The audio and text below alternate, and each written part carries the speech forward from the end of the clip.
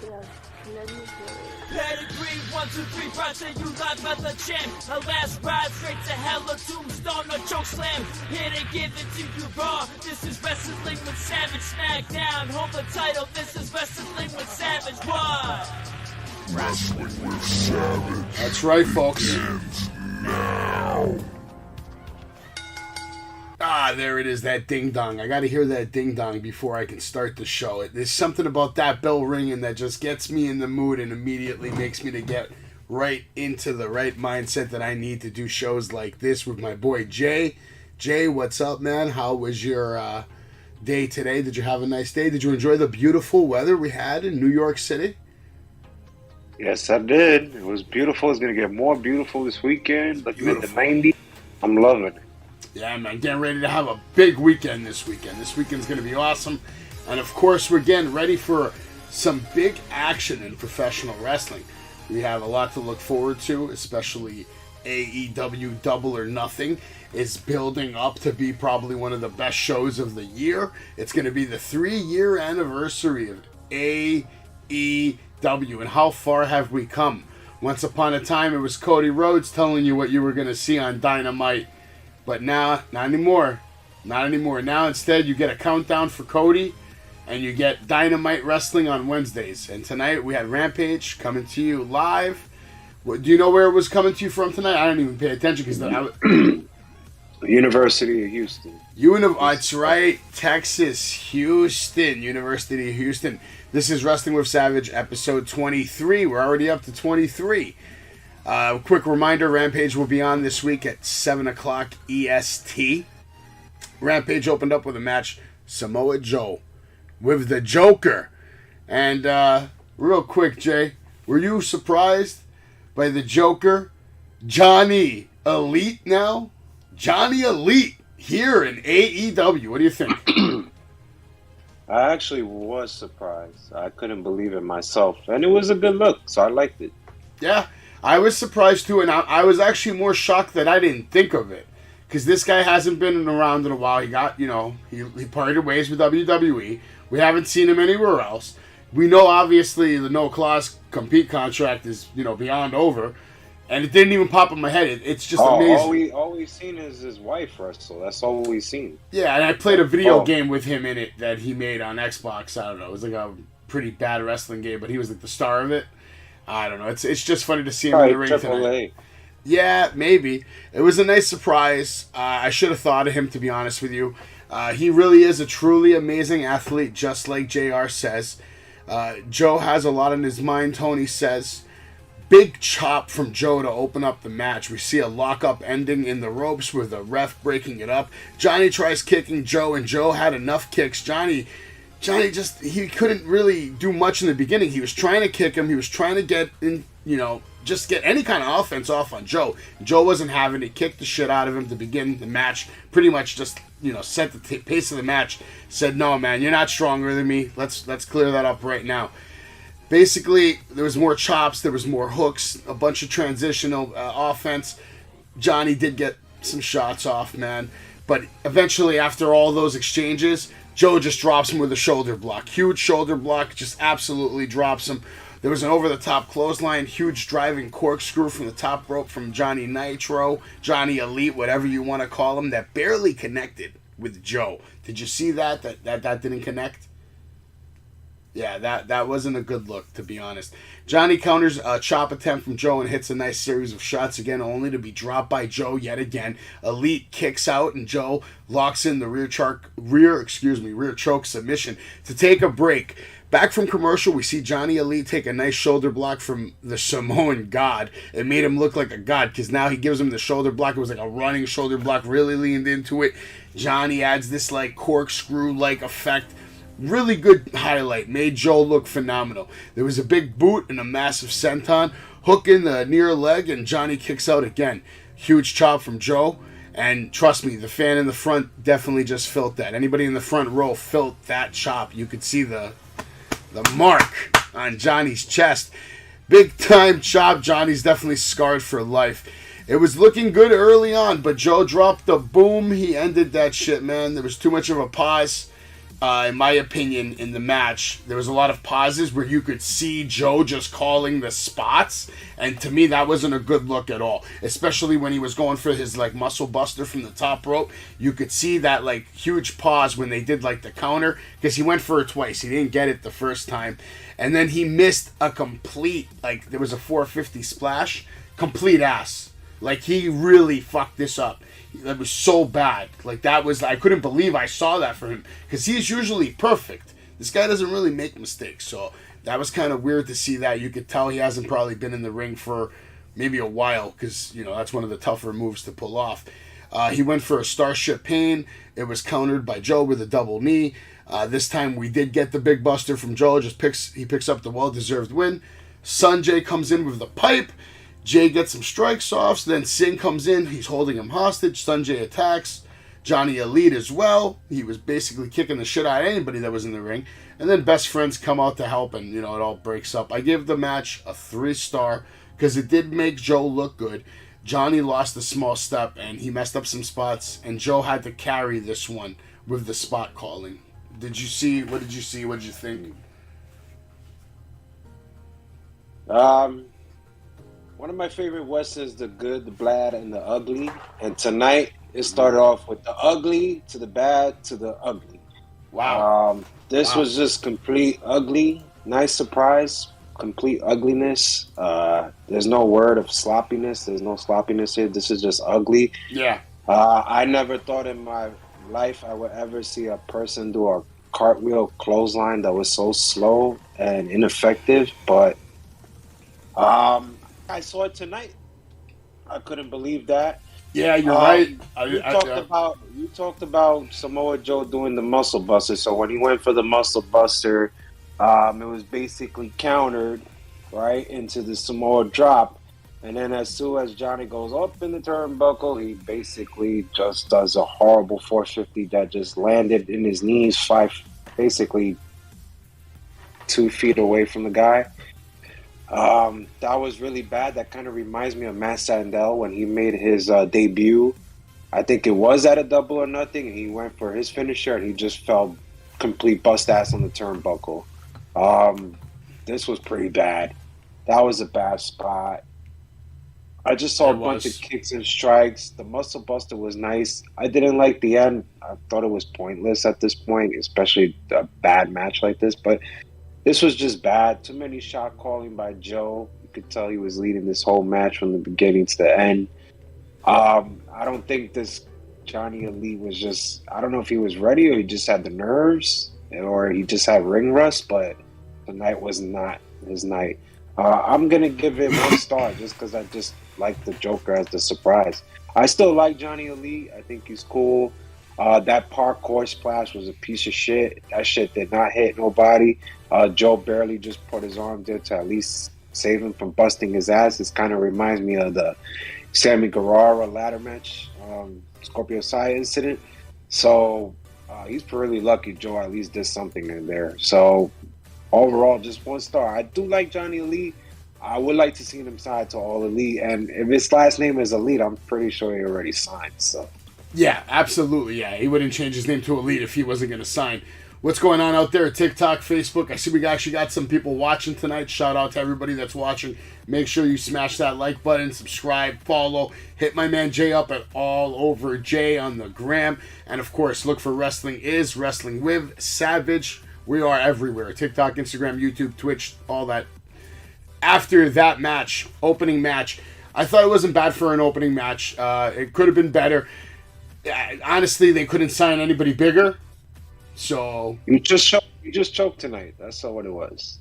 Yeah, not a bad performer. He just choked tonight. It does remind me of Matt Sandel. It does happen though. It does happen sometimes. Sometimes we have matches. We come back. Johnny Wrestling. Johnny, he's actually to me Johnny Wrestling more than Johnny Gargano. This guy's been doing it a long time. John Morrison, old school with The Miz. I mean, this guy's had a career. He's had gold around his waist in every promotion he's ever been in.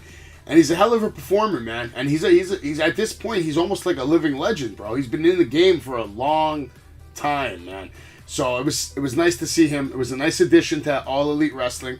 I think Johnny's going to make a nice addition, nice filler guy. But, it would be nice to see him have a run if he deserves it. So we'll see. Time will tell what the future holds for Johnny Elites. Welcome to All Elite Wrestling, baby. After that, we had a picture of the Owen Hart bracket with the results of the men. There was a segment with the Hardys and the Young Bucks. Jeff has been cleared to wrestle from his doctor. Nick tells him and Jeff, listen, take the night off, man. You've been in this wrestling business for 30 years. You don't need any of this, man. Just take the night off. You're just a shell of your former self, man. If you show up tonight, Adam is going to kick your ass. Jeff says, get out of here, man. I got a tournament to win. Matt says he is a legit Hardy. He's not a cosplayer like you, man. He's not a little, fake copycat little wannabe Jeff Hardy wannabe, man. Adam Cole won't be the only one getting his ass whipped tonight. You understand? If you come and interfere in this match, you guys are going to get your ass kicked. I honestly thought this was a 5-star promo because of Matt Hardy. He actually really made that believable. He took it to the personal level. He hit a shot. He made it personal. You know what I mean? Like, this is a storyline that they've been building up in the background with little, hints here and there. So the fact that he just comes straight out, attacks the Undisputed Elite, says you guys are literally, wannabes, all this, it sets a good seed for the match that, is probably going to happen at Double or Nothing, I'm sure. Especially now after tonight's events. I thought it made them look good. He said Brother Nero has nothing to fear. But this is why Matt Hardy and Jeff Hardy, they're legends, though. Matt Hardy obviously still has skills on the mic. I don't think they translate into the ring anymore, but he can obviously still cut a promo with the best of them. I liked it. What'd you think of that promo? Did you appreciate it? Just average. Just 2 average. Stars. Just average. Holy shit. Wow. You didn't see a little magic from Matt when he said that personal comment? No. Okay. Okay, I'm cool with that, man. I'm totally cool with that. After that, CM Punk makes his way to the commentary team, and we have what I thought was the match of the night. To me, without a doubt, you're not changing my mind. I called it the other night. My friend was trying to see if he was going to buy tickets for All Elite Wrestling, and he all day long he's messaging us, should I do it? Should I not go? Should I go? Should I blah?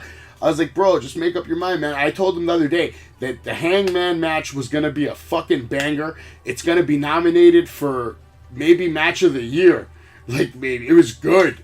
It was a good, traditional, exciting, edge of your seat, professional wrestling match, man. Hangman walks the ramp, staring at Punk. He's setting up the pay-per-view, the classic pay-per-view match. There was just that classic wrestling feel. This kid from Japan is great. And, it was kind of funny tonight because they actually messed up his name last week. His real name is, I guess the way you're supposed to pronounce it is Takestas. Tukestas, right? Tukestas. I kind of like Takashita. I like Takashita too.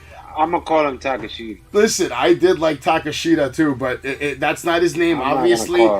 You would think that the first time he's going to be on TV, they would go and talk to the guy and, somebody ask him, what's the right way you want us to say your name? Instead, they just freelance it. This guy says the name. They mess it up. This week they come out, it's Tukestas, all right?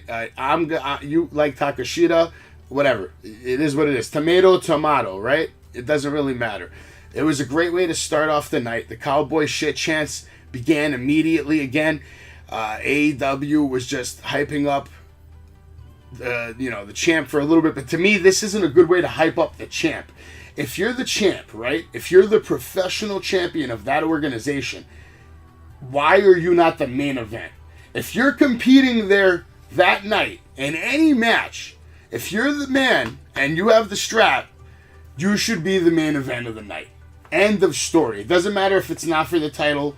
You know what I mean? So the fact that AEW is not booking him in the main event, it's just to me disrespectful.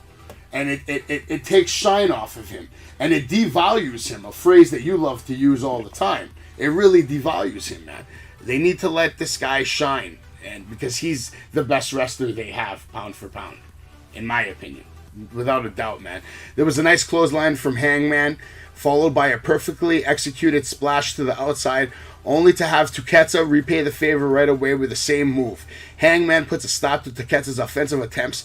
Big time chop from Adam Page over here, who goes for a suplex countered. Tukitsa hits the counter, gets a nice forearm shot from the wrist lock. He had him locked up, gets the nice forearm. There was a very nice moonsault by Page. Back from pick in picture, Punk was staring him down. Keep setting up that pay-per-view that we're talking about. Tuketsa catches a very nasty flying punch and a huge spinning power bomb that just looked like perfection. It looked like something out of the New Japan Wrestling video game. Like, it looked awesome. I loved it. And then this was followed by a huge double German suplex back-to-back. Hangman hits one, Tuketsa hits one, and then we have another double clothesline to just give the match a break. If you notice during this match, you never see these guys call spots. You never see these guys even take a break to call a spot. The whole match is organized in the back. They come out and they just fucking kill it. This is two pros you're watching here perform in the ring right now. Two of the best in the world. And this new guy, Tuketsa, he's a star, Jay. He's a star. Before I go into the rest of my review of the match, I'm going to let you just chime in because you look like you got something to say. I'd rather hear what you have to say right now, call up the spots you loved, and then, of course, grade the match for me. I'm going to start off by saying abortion rights are human rights. CM Punk was wearing that t-shirt, so I don't know how everybody in Facebook or TikTok or Instagram, everybody that's watching this, please tell us how you feel about that. Abortion rights are human rights. Let's not ever make this show political. It's a statement. Wow. That should be taken seriously if CM Punk were to wear the shirt. But now, going back to the match. Wow. Going back to the match. Wow. Takeda showed off with a big boot. That's what I liked. I liked how that started. It started really aggressive. There was a release back suplex by Page on the ring apron. That was a good spot.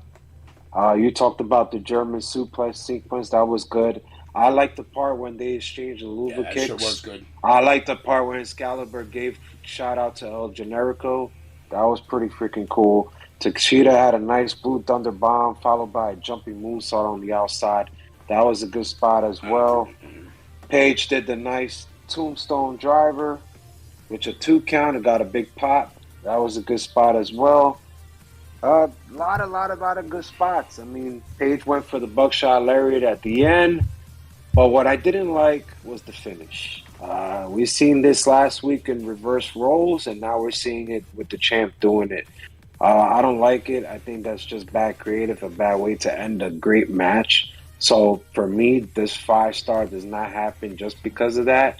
It's the same kind of concept we've seen with the same kind of bullshit on Raw this past week with The Miz in Theory, and now we're seeing it again with Page and Punk. These are 2 stars that basically fighting for the biggest prize in the business, and you're making them do this last week. I'm going to do your finisher this week. I'm going to do your finisher. We're going to stare down, and I'm going to walk away. I'm not really feeling that. I felt it last week. This week is just the repetitiveness that needs to stop. But I got to give credit to my homeboy Tashida. I'm not going to call him Tanishi or whatever you want to say. Takashita. No, Tuketsa. Listen, just say it. Tuketsa. It's Tuketsa. Say it. Have some respect for the man. No, man. Have a little. I'm asking you nicely, please. Just say it once. Just say it once, so I know that you can say it. Tuketsa. All right. You know what then? I'm gonna add something to the stream, man. I'm gonna add something to the stream called the chop count, man. Right now you're at fucking 31, and you just went to 36, man. 36 fucking chops coming your way. Jay, there's 21 people watching us right now. 21 people. I just want to say overall that this match, basically CM Punk is going to win the AEW championship. We could see it. I've been telling everybody for weeks on this episode, so if everybody's watching, please put in your comment who's going to win, Page or Punk. I got Punk. Page or Punk? Page or Punk? My partner here is saying Page. I got Punk. Hangman Page is going to win the match without a doubt. Hopefully, the Undisputed Elite are going to interfere like they interfered in a lot of other matches and they're getting involved in everybody's storyline. In all seriousness, I want to see it. 4.5. In all seriousness, it was a great match. Okay. That's awesome that you gave it a 4.5, man. The match was sick. I just didn't like the end. You get to see Punk watching both men go at it. He's watching them get to their feet.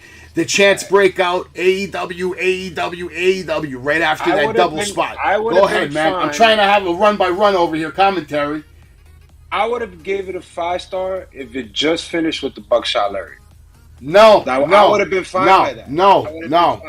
It was perfect. This was pointless. It was perfect. It wasn't pointless. Now, my turn. Just like you're not going to say Tuketsa, you're also not going to interfere on my final take on this match that was a 5-star fucking banger. And this is the reason why you buy pay-per-views. This is the reason why you pay money to see shit. Because you want to be on the edge of your couch. You want to know what's going to happen. Punk versus Hangman is going to be an instant classic. It's going to be a brilliant match that will dictate the course of this company's future. Both men get their cheers. They have a stare down at the end of the match. But the fans eventually chant hard for CM Punk. Page walks off. But the finish to this match was fucking fantastic, man. Tuketsa tried to sell. He looked like he was injured. He does what he could to hang in there. Hangman recovering as well. Tuketsa missed the jumping knee. Both men catching fucking sick forearm lariats, rolling elbow strikes. Holy shit, this is action, folks. This is professional wrestling. I have not, like I said earlier, I haven't even seen them calling spots. They're just going at it live right here. Truly the best in the world. Hangman Adam Page. It's funny that Punk's moniker is that he is the best in the world. But right now, the statement goes this: 1980, 1985, 1990, 1999. It doesn't matter what year you go to, Jay. What defines you as the best in the world is the man who wears the strap. And right now, that's Hangman Adam Page. CM Punk doesn't have it yet. So he is not the best in the world as of right now. He wants to be the best in the world, and we might get to see that. But this match was truly great to see. The buckshot lariat followed with a go to sleep made a statement. It said, I can do what you can do, but I can do it better. Because not only did he do what CM Punk did, but he's the one with the 5-star match. I don't remember grading Punk's match last week a 5-star. I can tell you that much. But Hangman came out here, not only put on the 5-star and hit his finish, hit Punk's finish, and so he walked out. He walked out. He didn't need to do anything else. He walked out the chant with the belt in his hand. That's the only statement he needs to make. You let it all out now? It's all out? It's all out. Well, you can't compare last week's match with Punk. He fought a midget. Like, come on. Guy's like 5'4", man. I don't even think you can say midget. Now you made me say it. We're going to get in trouble, banned from everything, man. We're done. Little people. Little people. Oh, come on. 5'4". 5'4". John Silver's 5'4". All right, well, John Silver is not the problem here. He's actually a good wrestler. Doesn't matter what his size is. He's actually a very good wrestler. But you can't compare both men. No, but I can see skills, and John Silver actually has skills. He's a Long Island native. He's a fellow New Yorker, and you should be a lot nicer to him because we might meet him one day. I ain't from Long Island. You could be in New York. I'm not from Long Island. I was not born in Long Island. So? No, it's not the magical place for me. But you cheer for MGF. I cheer, but I'm not from Long Island. So you're a hypocrite. I'm a hypocrite because I went to the show? No, because you cheer for MJF because he's from Long Island, though. Why? He's a heel. He's the best heel in the business. Why would I not cheer for him? So what would it take for John Silver? What would he have to do to impress you? Wear Timberlands. At least he'll be average height, and we can have a great match. All right, John. If you're out there, man, you heard it from the man himself. Wear Tims. Be taller. But anyway, it was a great match. Instant classic. 5-star. I called it. Back from commercial, we see Fuego and Dark Order. They tell everybody, you're going to have your hands full with us. They're going to have a match later on Rampage. Then we have a match with Swerve Strickland and Keith Lee versus the Workhorsemen. This is going to be real quick. I graded this match a 3.5. You had the Workhorsemen, better known as Anthony Henry and J.D. Drake.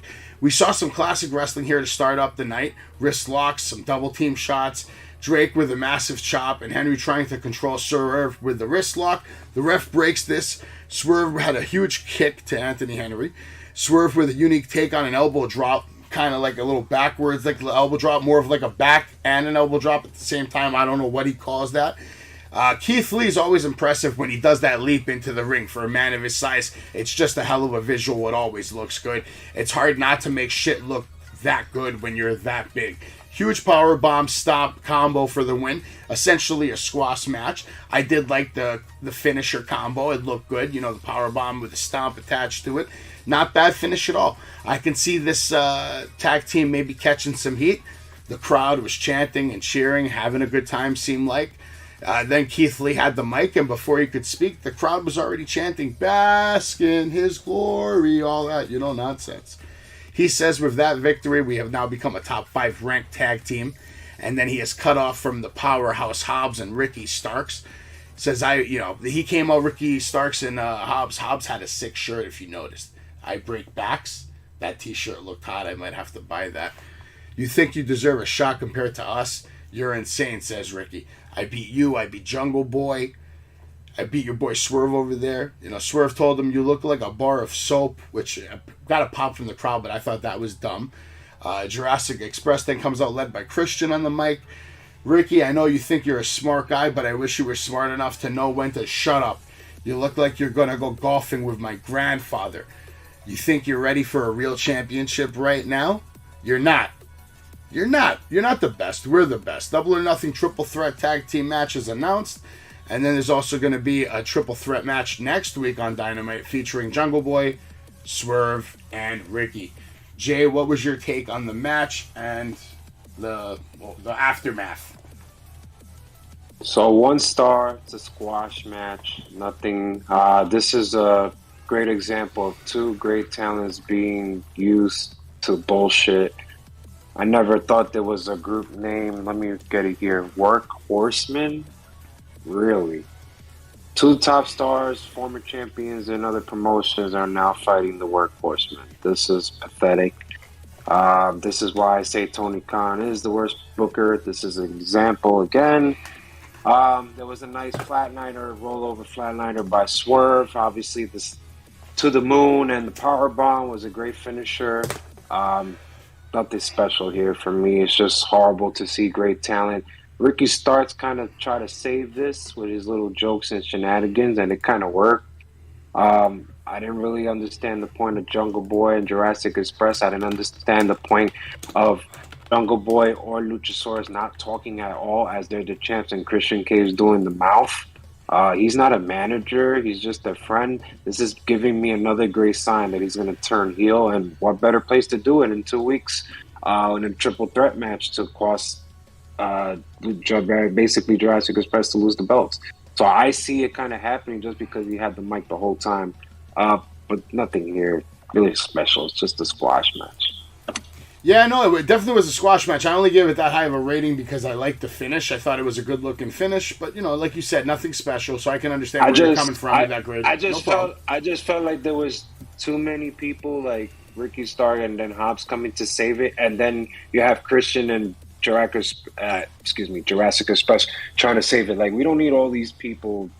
I would have been fine with Ricky Starks, to be honest. I thought he held it down. If you noticed, Jungle Boy was looking at Christian funny because he's like, dude, why are you out here setting up matches for us? First you're setting up a triple threat match. Now you're setting up another triple threat match. Like, what the fuck? That's why I said he had the mic too long. I feel like this is a heel turn. We're seeing it right in our face. Oh, yeah, absolutely. And what better place to do it at Double or Nothing? Double or Nothing, 3-year anniversary. Yeah. Who do you think he's going to... Don't forget. Wait, hold on. I'm sorry to cut you off. No. I want to know who you think he's going to help. But don't forget, when Cody was fighting for the belt, MJF threw the towel. Hey, he turned, didn't he? Yeah. I would love to see. Do you think he's going to align himself with one of the other teams, or he's just going to just screw them and be out of this whole story? I would like to see a clean finish, and then Christian doing the heel turn instead of doing any interference. I would like to see the outcome be like that, because I think that would. So who do you want to see get the titles? Oh, man. You want to see Jurassic hold on to him? I don't like to make a prediction now, but I'm going to go with 70% Ricky Starks and Powerhouse Hobbs. I call it, too, because Team Taz is looking tough right now with Hook and all that, yeah. They need more gold. I'll make my final prediction after the Rampage. That's a good pick, I'll see where I'm at. I'll do the same thing, man. I'll do the same thing. I'll see how Rampage is. After this, we have Chris Statlander and Red Velvet promo. Red Velvet is bad. She's real bad. She said, like 2 or 3 times. Statlander says things are different. I'm taking this opportunity straight to the top. Jade Carnegie comes out, says she needs a real leader, and basically tells Tony to cut the shit, I think, right? Did I hear that right? Tony, cut the shit? That was the best part of the promo. Yeah. What was that even about when she said cut the shit? Like, what is she... I don't even know what that was about. I don't know, but every time I see Jade Cargill, I'm impressed. I thought she saved the whole freaking promo there. Every time I see Tony, he's getting herbed. Tony's getting herbed like every time he's on TV, bro. She's like, Tony, cut the shit. And did you notice? Did you notice during the Hangman Page match, he wouldn't say that kid's last name. He just kept calling him the Kid. Oh, the kid with the move. The kid with the this. The kid. He wanted no part of that name, bro. Just like you. He wanted no part of that name. At least I admit it, he can. So from now on this show, we're just we're gonna call him the Kid from now on. And that's thanks to Tony right there. Tony Schiavone, baby. Blast from the past. After this, we had a segment with Long Island's most iconic hero in its history. Long Island's most incredible superstar wrestler of all time. The only good thing probably to ever come out of Long Island besides the beaches that are there, maybe. And we met MJF's mom. Twice. Well, I yelled at MJF's mom once. I was like, "Hey, let's go across the street, man." Yeah, and I was almost getting hit by cars. I didn't want you to get hit by a car, bro. You know what I mean? MJF's mom, man. I was like, "Oh shit!" If you would have stayed 10 seconds, you could have been in a sticky situation. I think I was. I was just in the middle of the highway, like, "Hey!" But she stopped. She stopped me. So yeah, that's true. Well, because of the shirt, though. The shirt. She stopped the shirt. She still stopped me. I could have. She did, 100%, man. It's a sign of things to come. We're gonna run into MJF's mom again, and the next time we do, we're gonna bring you an exclusive video right here with Wrestling with Savage.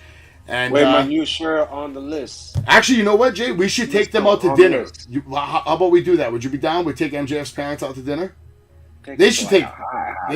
They should. IHOP. Okay, we'll take them to IHOP. They'd probably be cool with that, bro. They seem like normal folk. They're not like, they're not like that. They're cool. Anyway, she's a trash talker. She's funny. She's mad funny, bro. All right. She said my son forgot. She said my son forgot about me on Mother's Day. You know what I mean? Come on, you know that's all the work. She's great. Now she's great. This character. Absolutely, she's awesome, man. Great mom he has. MJF comes to the ring with the chairman who has the belt in his hand, the strap ready to go. MJF says, "Cut my music. It's time for 10 lashes on Wardlow." MJF says, "Unfortunately, we're not in Long Island. I'm in He couldn't say Houston. He had to puke for a while, but eventually he said Houston, Texas. It must be true. Everything is bigger in Texas because right now I'm looking at a bunch of fat, grotesque people. Fans start chanting, 'Asshole, asshole.' Wardlow, if you lay a finger on me or retaliate in any way, there will be no match at Double or Nothing, and you will never sign a contract in AEW. Fans start chanting, 'Shut the fuck up. I am better than you, and you know it. Send out the pig.'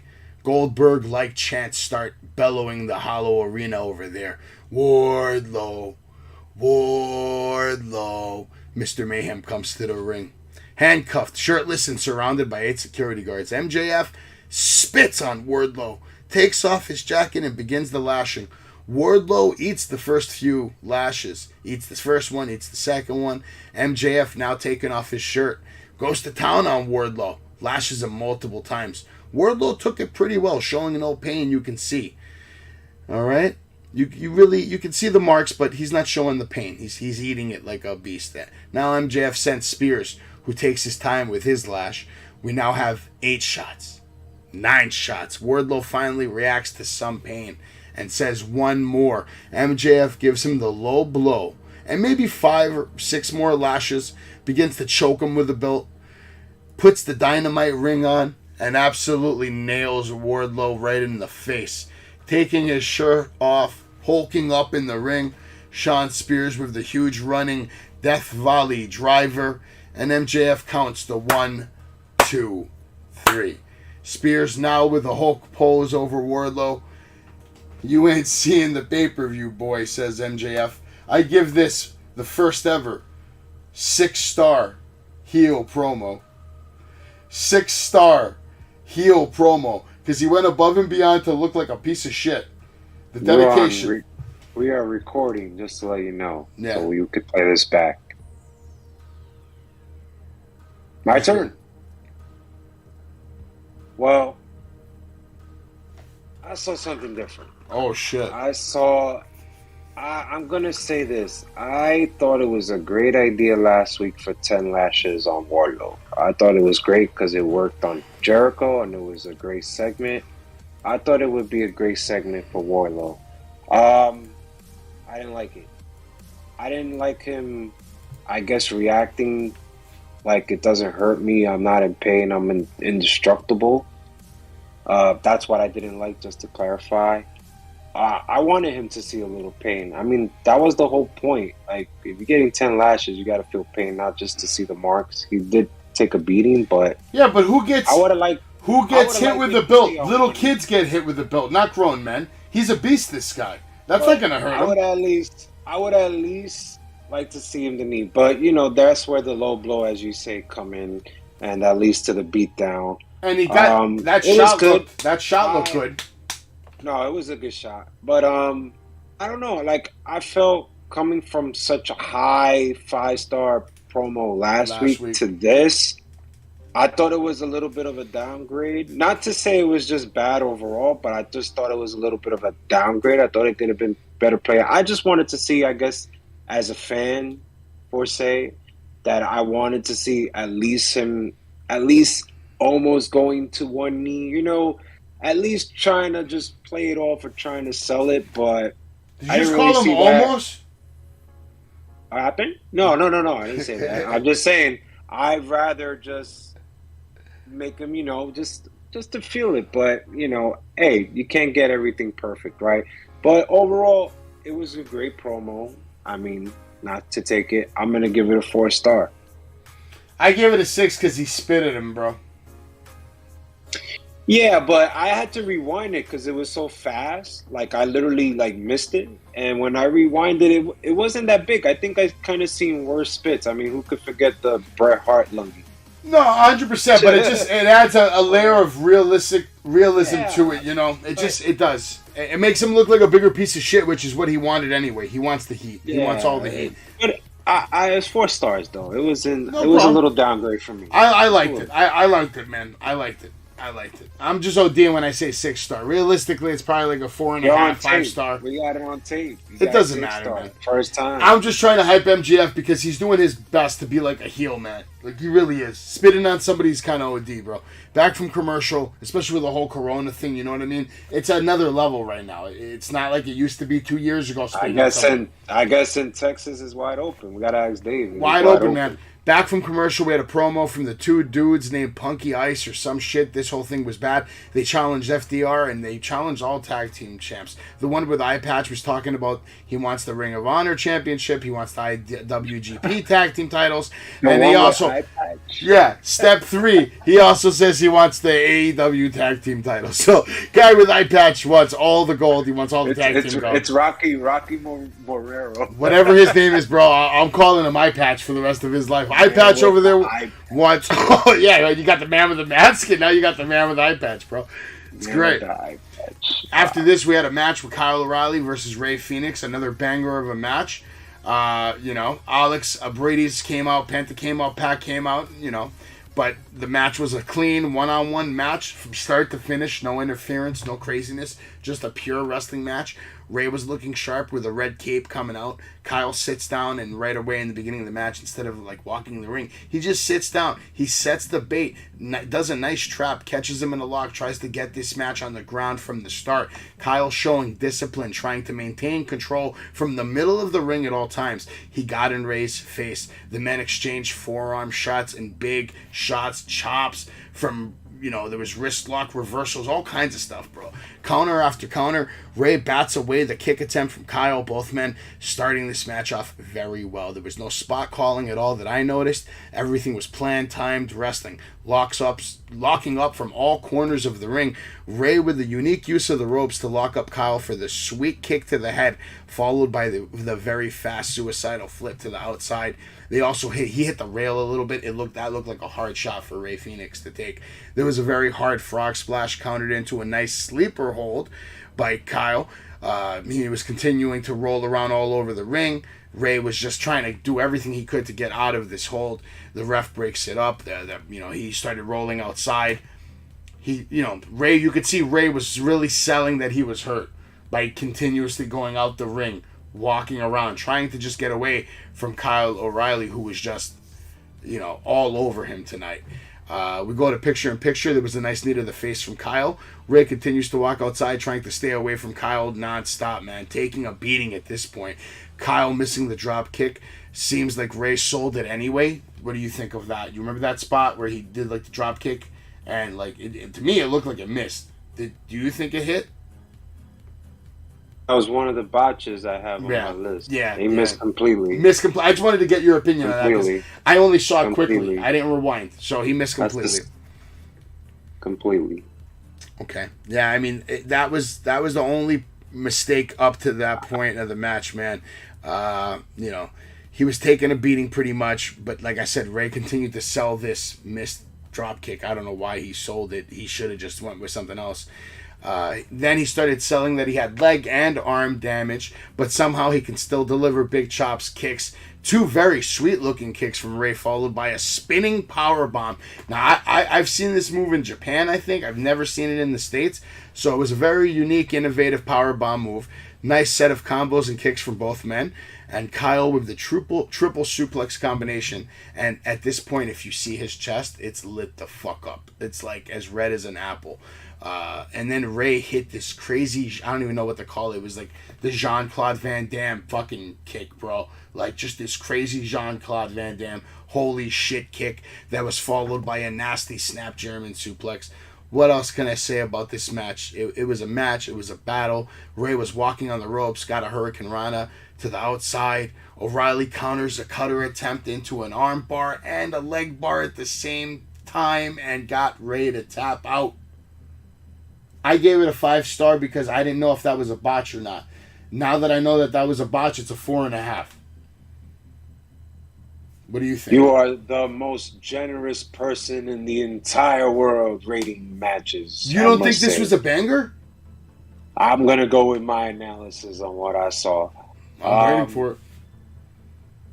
Obviously, everyone here, if everyone does not know in TV land, I basically picked Kyle O'Reilly to win the whole tournament. And everybody could see why I picked Kyle O'Reilly to pick the tournament. I think he is one of the most underrated wrestlers in AEW, especially when he was in NXT.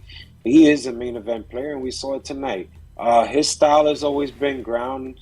We know he's a submission guy. We all know Bobby Fish is the same, so we all know we're going to see these type of moves. We're going to see types of triangles. We're going to see types of arm bars. We're going to see type of leg strikes. He was doing a nice, really hard leg strikes on Ray Phoenix's left leg. Ray sold it really well.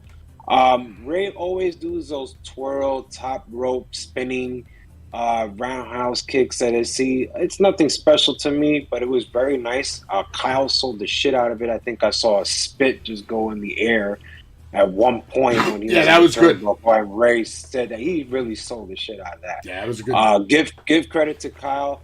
I cannot give credit to Kyle because I did see a botch when Ray was taking him and throwing him not on the first ring post, but we wanted to throw him in the second ring post by the stair and the stage. Yeah. Kyle went right through that ring post, but instead his hands just hit and his head did not even get near the ring post, and he just sold it like he really went down. I missed that.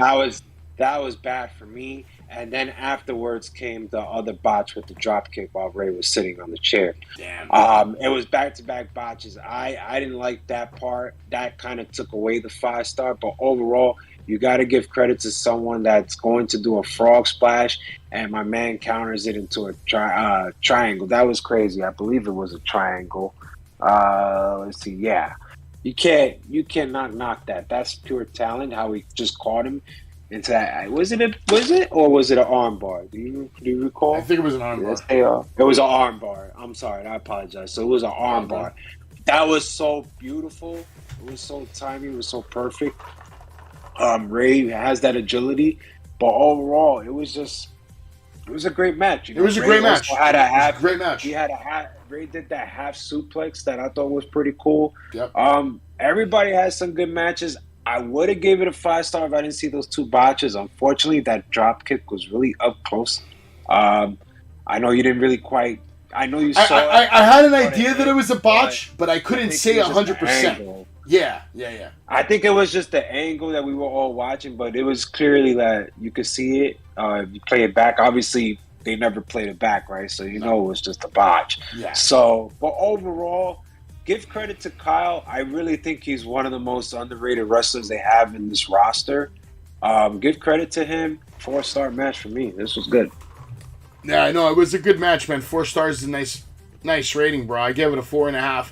The only reason why is because, like you said, you confirmed that it was a botch.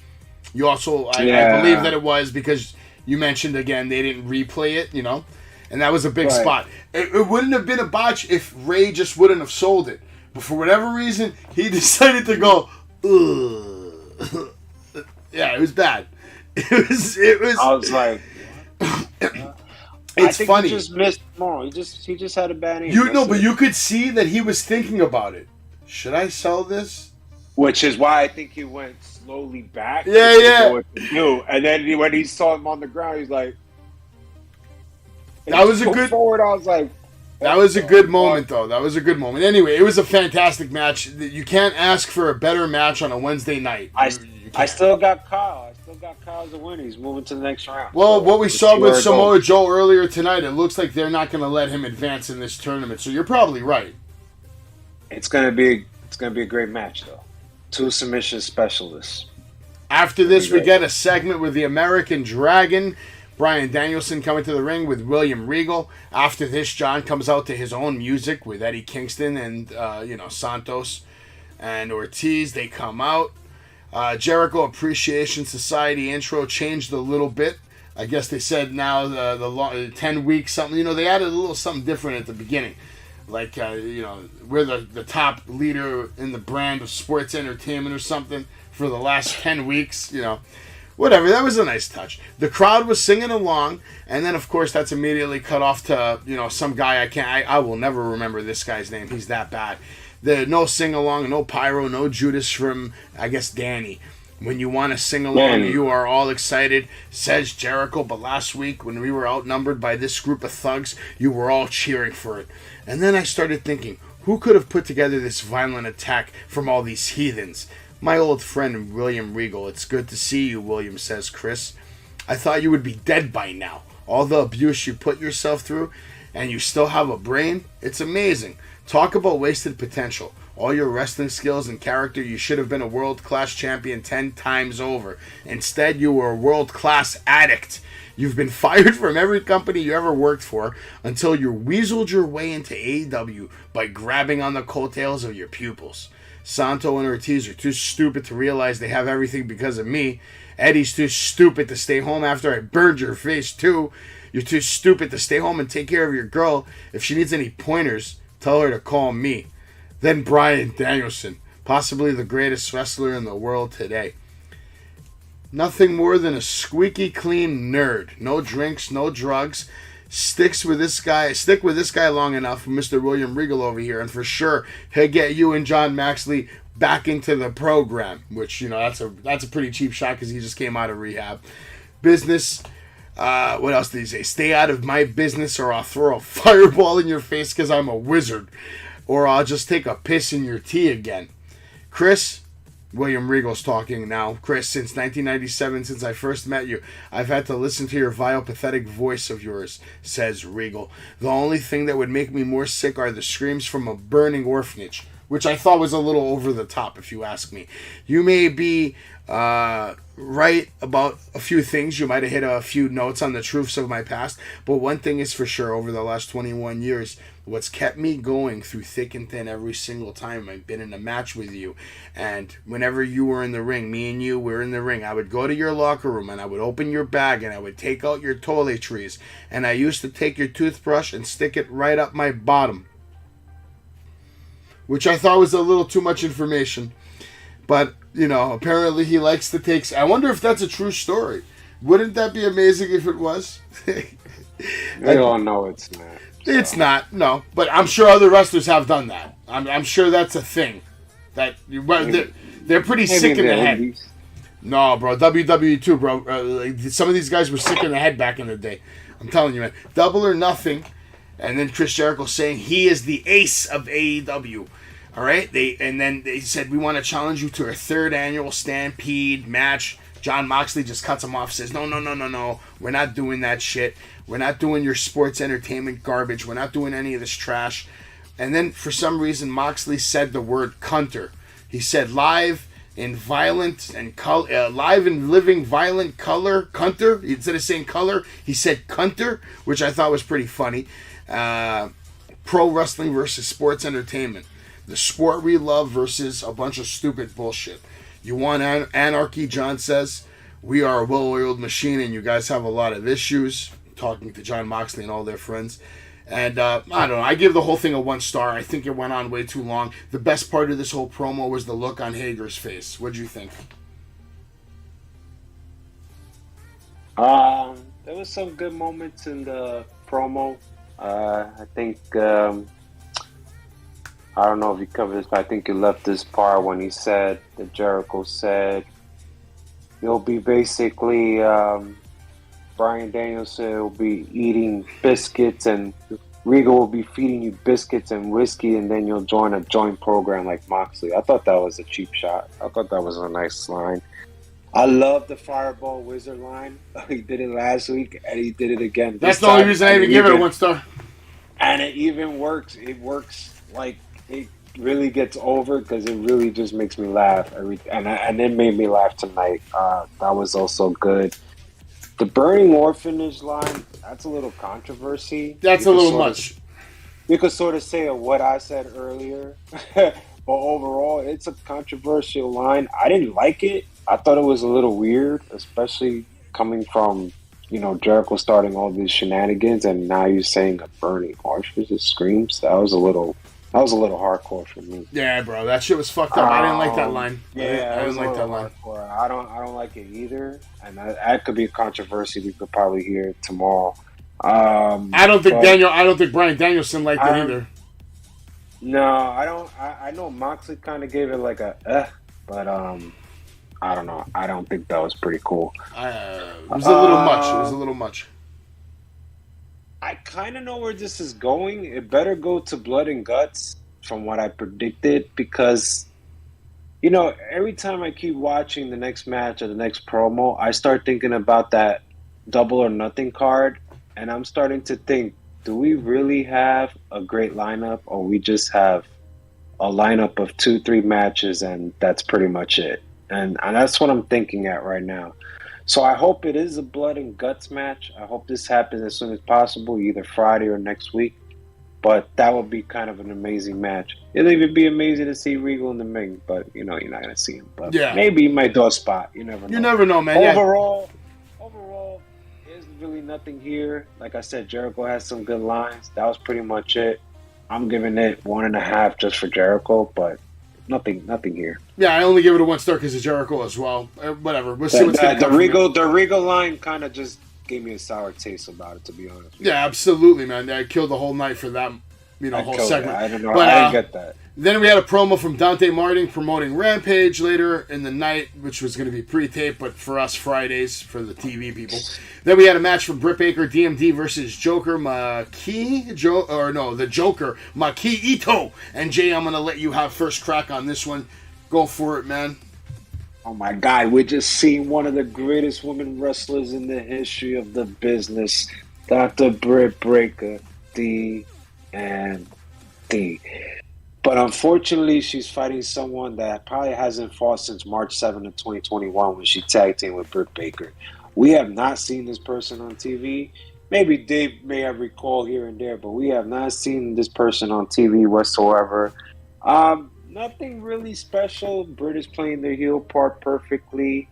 I think the match started off basically for the horrible small package. There was no hook on the leg. There was almost not even a hook on the arm. I thought that was just a big botch right there, but that was a horrible small package for a 2 count. I didn't like that. Baker did a nice double arm over suplex, which I thought was pretty impressive. That was pretty cool. I think Miki did a nice tornado DDT for a 2 count, got a nice pop. I think her shenanigans of doing the diving headbutt like she's drunk is retarded. It's stupid. Yeah. It kind of reminds me of a Jackie Chan, probably one of the greatest martial arts movies, Drunken Master. But I don't need to see it, especially doing comedy routines. I think we've seen a lot of comedy routines in other people. I don't need to see it in a woman, especially for Maki that hasn't fought in like a year. So basically, Maki, is it Maki? I hope I'm saying it right. Yeah, if she's listening, I'm sorry, but Maki Ito did a headbutt that didn't really do anything for me. Britt did the lockjaw. I was kind of glad it was over. Toni Storm then came out, did the stare down, and it seems that Toni Storm only looks good, but when she's in the ring, she's bad. We just seen another proof tonight. Overall, what are you grading it? I hate one of the greatest women wrestler with freaking jobbers because it makes it fucking crap. And we saw her with a freaking clown today.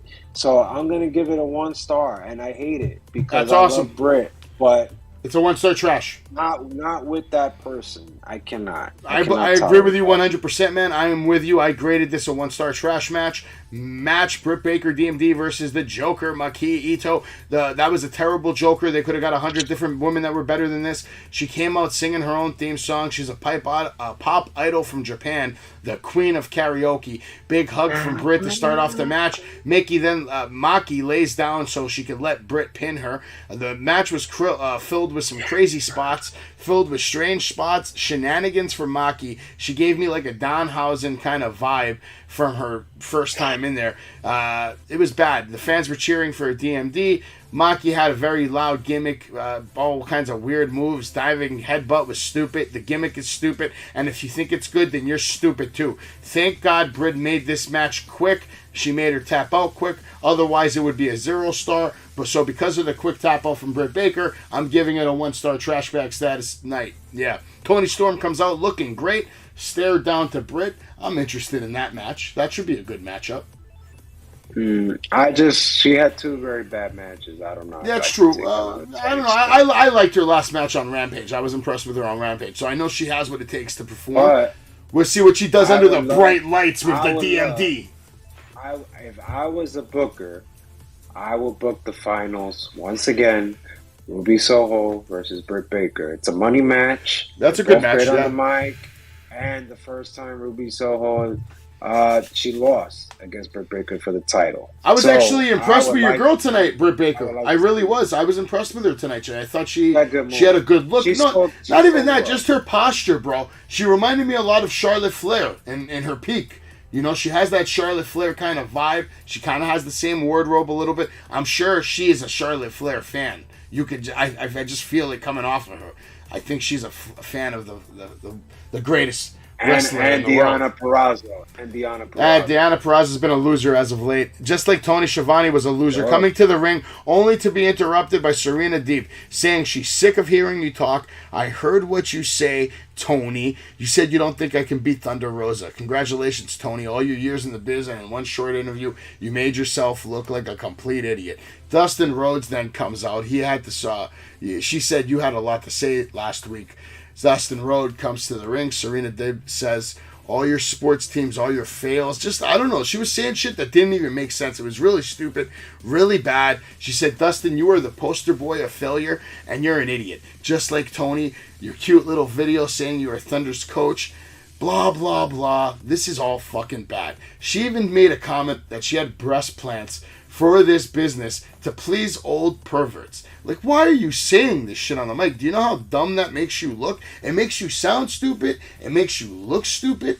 Like, what kind of role model is that? That you were willing to chop up your body so you could please men. You basically just admitted to that on TV. You didn't get boobs to make yourself feel more confident. You didn't get boobs to make yourself look better, feel better. You straight up admitted on live TV that you manipulated your body through plastic surgery so that you could please old perverts so you could further your career in professional wrestling on live TV. So I thought that was a real bad look.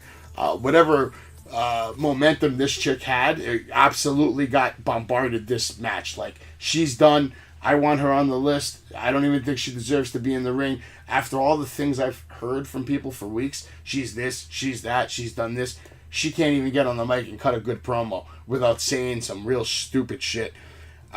Basically, she comes out. Thunder Rosa comes out, tries to attack her. Dustin Rhodes is holding her back. Serena grabs the title and attacks Thunder Rosa with the belt. I gave this whole thing a 0 star. And quick reminder, on Friday Night Rampage, you're going to have one of the baddies, Red Velvet versus Statlander. Oh. What'd you think of this whole promo? Or you want to just skip? Was it that bad? No, I'm going to touch on it. I just, Serena D is a great women's coach for AEW backstage. I think she's done a lot, especially for Thunder Rosa. She basically pretty much helped her to get into the position that she's in, so I'm going to give her credit for that.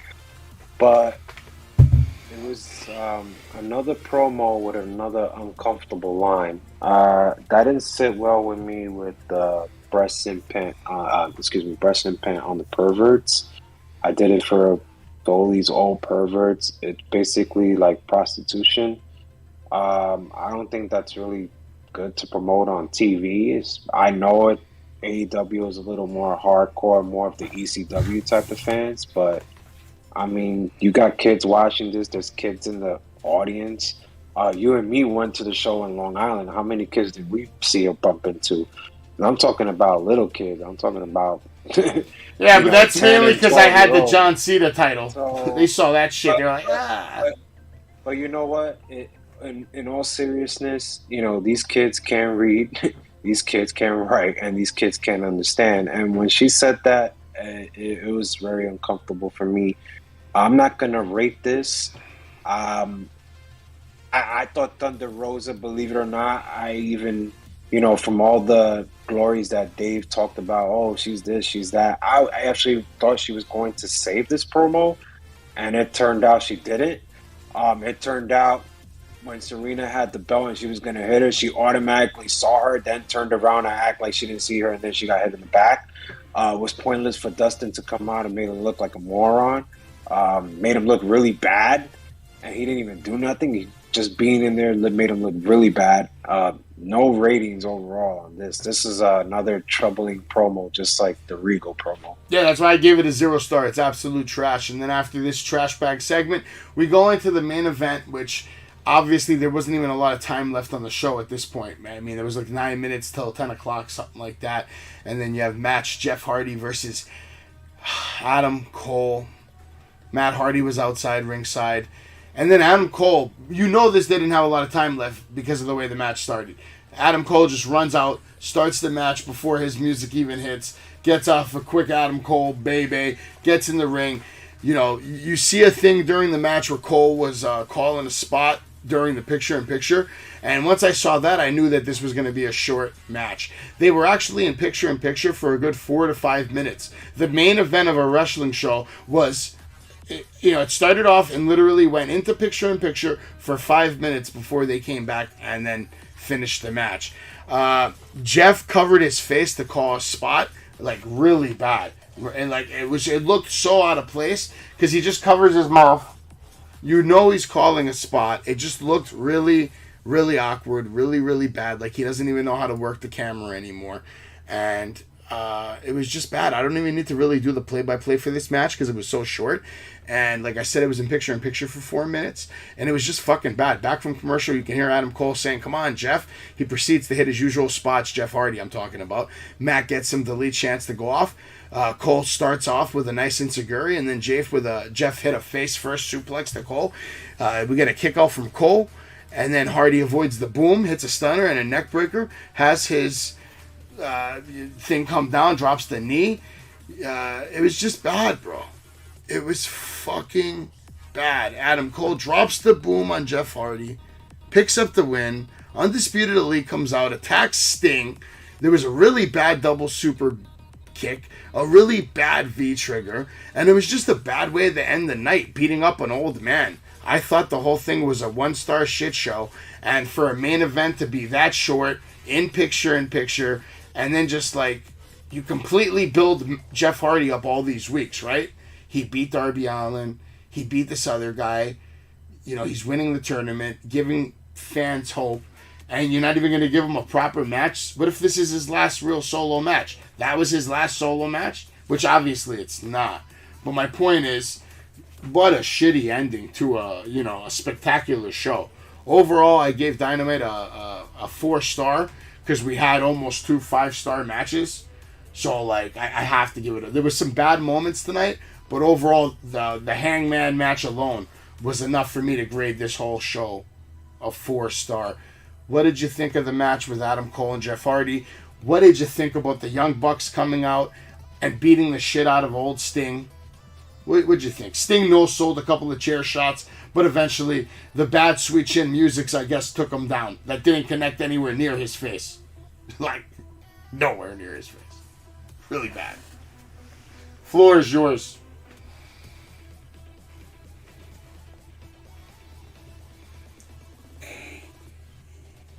I can't hear you, Jay. I can't hear you. Sorry about that. Technical difficulties. But I just want all the Hardy fans to please listen to this. Everybody come on TikTok, Instagram, Facebook. I'm only going to say this one time, so listen carefully. Oh, God. I can't believe I'm even talking about this loser. So, tonight, I basically saw Jeff Hardy last match. Me and Savage over here was at a show in Long Island, and we actually sat nice seats, and we actually sat down next to a couple of, we thought wrestling fans, but it turned out it was Hardy fans. We're fans of Jeff Hardy. We're a fan of this. And it turns out he fought Darby Allin. He surprised everybody and he won. I said it in that match, he was slow. I'm going to say this, he was even worse. There's no word for Jeff Hardy of what match he had tonight.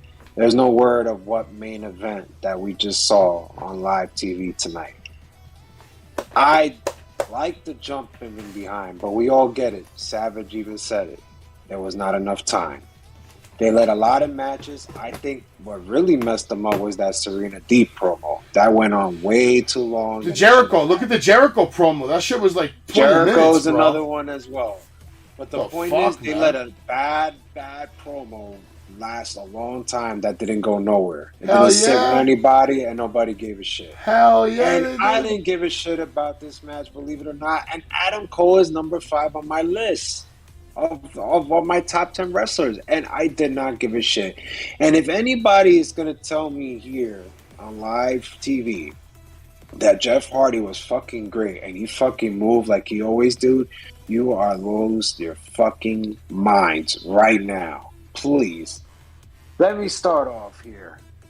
Cole jumping from behind. Cole had a nice strong Irish whip. Cole did a nice spine buster on Jeff Hardy. But let's not forget the part when Jeff Hardy had the momentum. And Jeff Hardy was building momentum. And he did that modified pin, which basically Cole had to lift his legs up so Hardy could at least put his legs over to go for a 1, 2, 3. Can you believe that?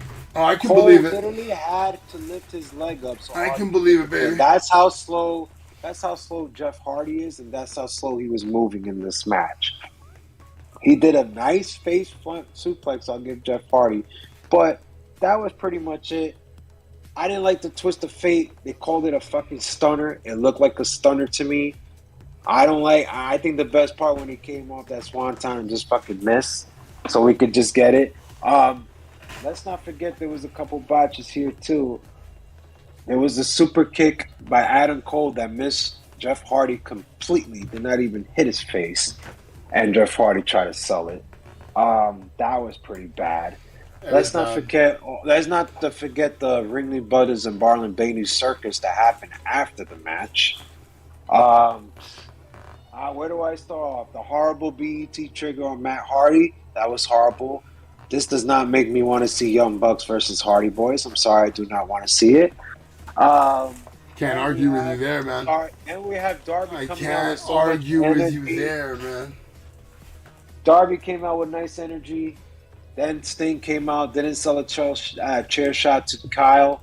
But Kyle sold the chair shot when he threw it in his face. Like, once again, this is what makes Kyle an underrated wrestler that everybody takes for granted. Kyle was probably the high and low Bobby Fish and Kyle O'Reilly did on Darby was pretty fucking awesome. But if you look really carefully, when Fish did the high, it didn't really quite connect with Darby, but still, it looked pretty cool from the camera angle. But another botch right there. It was bad. But I did not like the part where Sting had his chair and they just basically stepped on his ankle, and it was pretty much Kyle stepped on it. Of course, he shined, but I didn't like that. Too many people coming out, too many selling of upcoming or future matches that may happen, like Young Bucks and Hardys. We saw it earlier in the promo. Now we see it at the end. Like I said, I do not want to see this match. I do not want to see Jeff Hardy in the ring. We all seen it. If you didn't see it last week, you've seen it tonight. This was not one of better matches. Actually, last week's match, even though I wasn't fully enjoyed by his performance, was actually better. Tonight, it was just bad. And you said it yourself. You could tell Adam Cole was leading this match and trying to lead it as fast as possible, but too many shot calling. Too many. And this match did not live up to that. It's just bad because it's the main event and it shouldn't be like that. They should have time to go on and, put on a nice show. All I'm saying is, if you're a booker, right, like Tony Khan, you had a champion, like you mentioned earlier. Adam Page is the champion. He needs to be fucking in the main event, period. You had a 4.5-star match right there. Plus, you had another 4-star match with Kyle. Why can't we just put these? I mean, isn't Kyle O'Reilly in the tournament, right? We could have put that as the main event over Adam Cole, but they're gonna. In my opinion, the Hardy Boys. Like I said, when you have this, where we go. When you're the one that's walking around with this, you should be the main event, whether you're defending it or not. And if you're not, then the guy in the top, the booker you talk about, he doesn't look at you as the main guy. He's not trying to build you. The booker here, Tony Khan, really fucked up tonight's cards. And I would not like to see this as the main event. I'm very disappointed. Adam Cole tried his best. The Kyle O'Reilly match would have been a better main event, man. Way better. Overall, I'm going to give it 1 star. The whole show? No, just the match. Okay. What are you giving the whole show? The whole show, like I said, Kyle O'Reilly really stand out to get. What's that name you said? Which one? That Japanese guy. Oh, Tuketsa? Another great match, another great star. You said it. You said you wouldn't say it, and you said it. Tuketsa.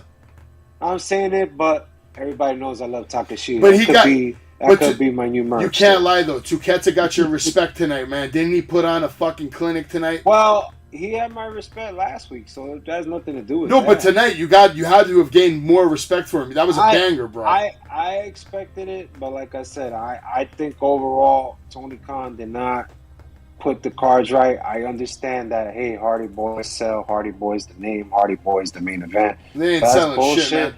He's living a dream 15 years ago, Tony Khan. He's thinking that they're Hardy Boys 15 years ago, and they're not. So overall, I'm going to give the show 3 stars just because there was 2 great matches on it. And the MJF promo. I don't blame you, man. I don't blame you. It was a good night, though. I mean, I don't think we have much to look forward to for Rampage. Rampage ain't looking too hot. It's looking really scary. And it's going to be on 7 p.m., so I have a feeling it's going to have really bad ratings this week. Like, worse than last week. I would love SmackDown more. I have a feeling I would love SmackDown more. But I will watch. Yeah, we got SmackDown coming up on Friday night. We're going to see the disqualification match. Disqualification match. Ooh. Can't wait for that one. Well, I bet you $10 that match starts at 9:50. I bet you it's the first opener. Maybe. You think so? The opener. Yeah, because it's going to be a DQ, so let it open in DQ. Fuck it. Yo, next time we go to a show, though, I'm going to bring 4 belts. You're going to carry 2, and I'm going to carry 2. You're the belt collector? What am I, fucking Paul Heyman? Come on, man. Yeah. We could take some sick pictures ringside, though. We always take sick pictures. It don't matter where we go. We go to any arena in the fucking world. Man. They ain't going to stop us. Yeah. We go get any picture we want, man. No, they can't stop us, man. We get ringside every time, man. That's what we do. Yeah, that's what we do. But overall, hey, it's Wednesday, and this was actually better to the show than Raw and NXT. So absolutely, 3 stars. Absolutely. So everybody, enjoy it. There was a lot of botches tonight, but it still made a 3-star show for me. Anything else you want to get into today before we call it a night, man? Any wrestling news we missed out on? Yes, I want to get into something because I went on a little rant last night, and I'm not going to take it back because I do still feel that. But I want to talk about Sasha Banks and Naomi. Again? There's more to say? Yeah, there is. So, I listened to one of my mentors, Jim Cornette, and basically they broke down that supposedly fan from South Carolina tweeted something that basically Naomi follows her, and she basically asked Naomi if she could post it, and she got the okay. And it was basically explaining the whole situation. Now it's very, very long. It's really, really long. But I'll just get to the really big point. I must have misunderstood. For me to be a fool to listen to what WWE is making a statement of how they left is complete bullshit. So they fooled me last night. I think they fooled a lot of people. Maybe they fooled you, or maybe you'll feel differently, or you'll still feel the same. Well, let me finish. Basically, how can they walk out earlier today and promote a 6-man challenge match? They obviously walked out during the show, which was stated by this supposedly so-called fan that posted it on Twitter. I believe that. I believe they walked out of the show. I believe they had a creative meeting with Vince. According to this fan, there was 2 creative meetings. One was held earlier, and they told they didn't like the creative differences, and as a result, they basically said, we will do the best we can, and they reconstructed the whole show for them because they complained. But there was a producer, according to this fan, that said was upset. I was upset at them. I did not know all this information. Then, when it came time for the show, they still didn't like it. The fact that you mentioned last night, I heard that Naomi was going to go to Hell in a Cell, and Banks is going to Hell in a Cell. They're going to put the 2 champs over, but they're champs themselves. So it looks like you was right on that because that's what the fan stated as well. I could understand that. I could definitely understand. I told you I got that from a good source, too. Right. So it's confirmed. And basically they went up to Vince again and basically said, hey, but there were producers, according to this fan, saying that the producers are saying fix your attitude more than one time. Now, one producer produced it the first time when they complained and they had to reconstruct the whole show. That's why the producer said that. And now there was another couple producers that walked out of the meeting and said fix your attitude. So as a result, everything got triggered and we all know what the outcome is. My whole take is this. I'm going to take their side on this because I actually was a fool to believe that WWE was right about that. But that doesn't change the fact that I still feel Sasha should be fired. I have a different view on that. And what my mentor, Jim Cornette, basically said that you assign a contract. You basically do what you got to do. If you got to do 10 cartwheels in the ring, you got to do 10 cartwheels in the ring. And that's what I pretty much said last night. Well, overall, I'm going to give support to the girls. I mean, they're doing something. They're standing up for what they believe in. I mean, they're champs. Why they got to put 2 women over? It doesn't feel right. You know, maybe Doudrop and Nikki Ash are unsafe, but I didn't really hear that in this so-called fan from the Twitter and from what I heard today. So yeah, that was all nonsense. I got support for them. They got my support, but overall, it doesn't change the fact that I still feel one person should be fired, just for the fact that this is not the first time. That's all. They shouldn't have your support at all. You should stick to your original statement you made yesterday, which is that they should both be fired, man. Honestly, they fucked up. I said Sasha. Did you watch that clip? Naomi. Did you watch that clip I sent you with Naomi, with Sasha going off about how she's at Vince McMahon's level? Well, she wants to eat the steak that Vince. She doesn't want to eat pizza. Vince ain't eating steak, okay? Vince is eating steak dripped in gold and seasoned in diamonds. But that's just evidence, which I'm sure everybody that watching right now and on TikTok, everybody knows that, you know, she's just basically saying how she is, and this is how she reacted again. Are we not surprised? I don't like this creative bullshit. I'm leaving. I'm taking Bailey, and we're taking the champ. We out of here, and that's exactly what they did. To me, you're not a team player. She's not a team player, bro. You let the team down. You put yourself in front of, you know, something for creative. But like I said, if you're in it, you got to do it.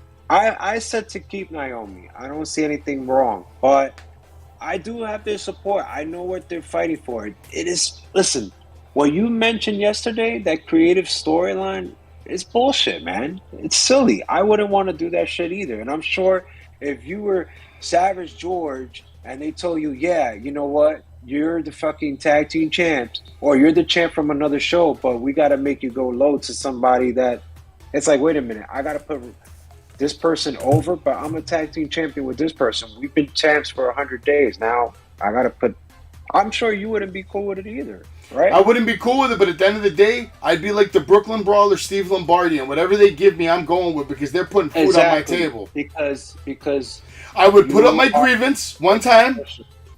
I would put my grievance up one time and say, listen, if that's the direction you want to go, I'll do it. What are WWE superstars? They're professionals. So what I felt like is like, look, you don't like it, it's tough shit, you got to do it. But I would do it, and then if I want to walk out and drop the titles, then I will walk out and drop the titles. But I would still do it because the fact that the match was promoted, it was promoted in the beginning of Raw. They basically went on the whole fly.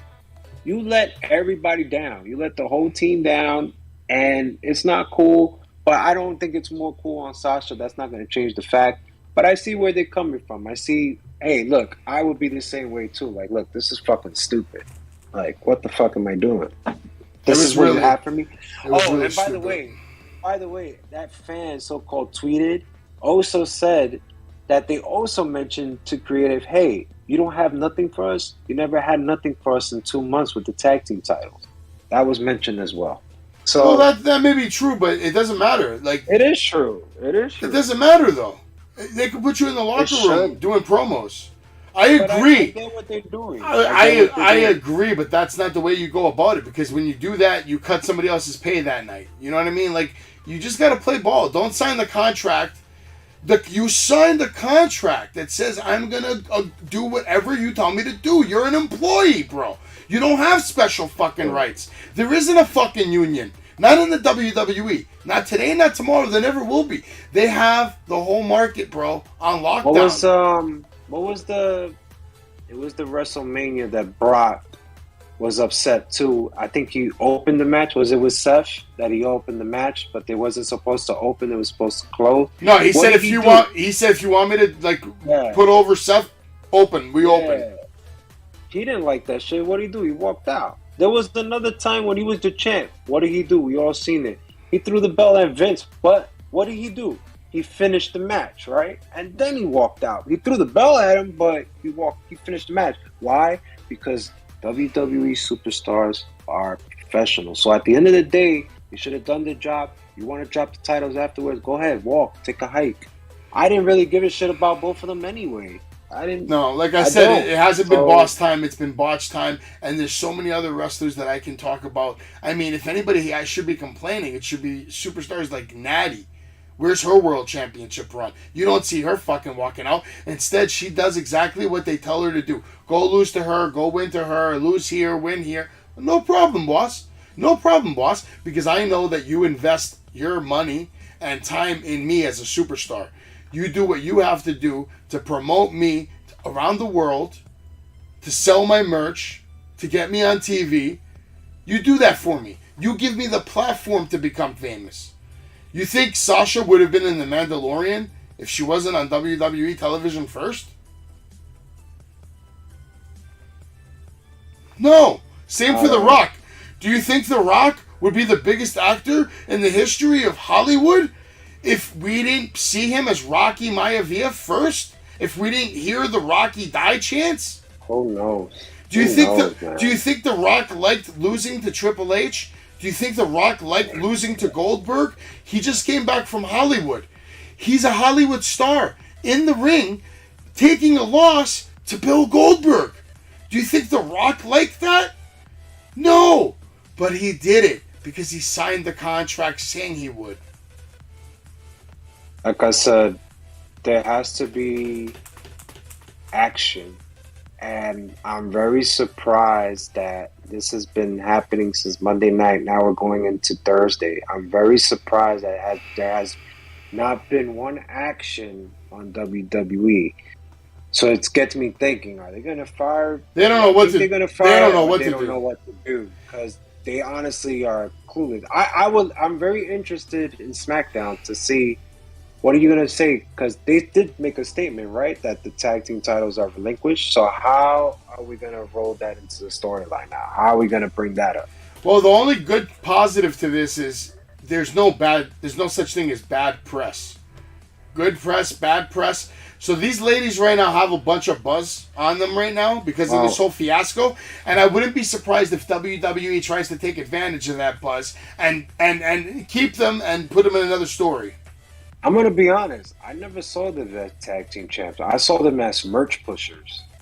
Straight up. Every time they came, it was always that stupid freaking Boss and Glow shirt. And they were always promoting it. They were just merch pushers. They were just doing what they were told. But I don't need to see a fucking t-shirt. I don't care about any of that, man. All I know is you're not ready for Asuka, baby. Asuka's going to take the strap off. Bianca Belair, man. You're not ready for Asuka.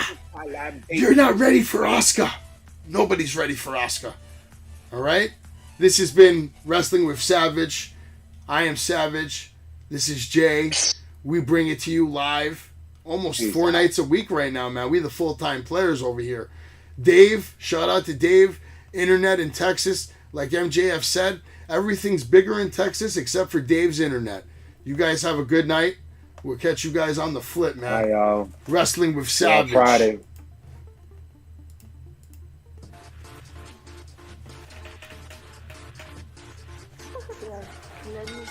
Pedigree, 1, 2, 3, proud to you live by the champ. A last ride straight to hell, a tombstone, a choke slam. Here to give it to you raw. This is Wrestling with Savage. SmackDown, hold the title.